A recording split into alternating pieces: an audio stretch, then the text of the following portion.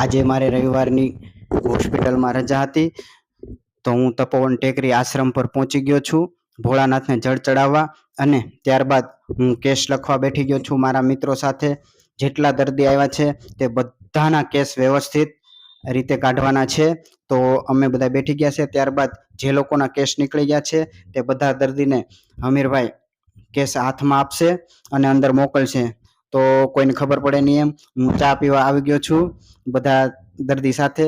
1 number ઉપર બધા દર્દી લાઈનમાં ઊભી ગયા છે અને આંખની તપાસ કરાવવા માટે આ બેનો સારી રીતે તપાસ કરે છે બધા દર્દીની. તો હું પણ તપાસ કરવા માટે બેસી ગયો છું આંખની.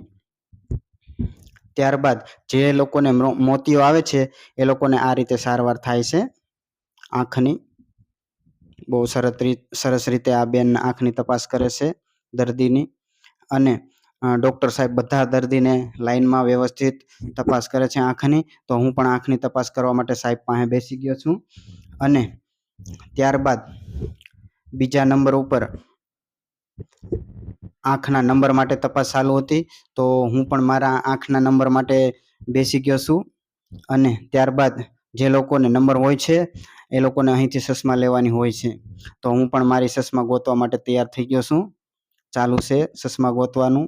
અને મેં પણ ચશ્મા મંગાવી લીધી છે અમરેલીથી. અને જે લોકોને મોતિયો આવે છે એ લોકોને, જે લોકોને મોતિયો છે એ લોકોને આ રીતે સારવાર કરી અને બધાને ભેગા કરી અને આશ્રમ પર જમાડી અને બધાને અમરેલી મોકલવામાં આવશે. મિત્રો, આજે 150ની ઓપીડી થઈ છે અને 31 જણાને ઓપરેશન માટે અમરેલી મોકલવાના છે. આ છે સંત શ્રી તપસી બાપુ, જેને 2000 લોકોના નિઃશુલ્ક અને ફ્રીમાં મોતિયાના ઓપરેશન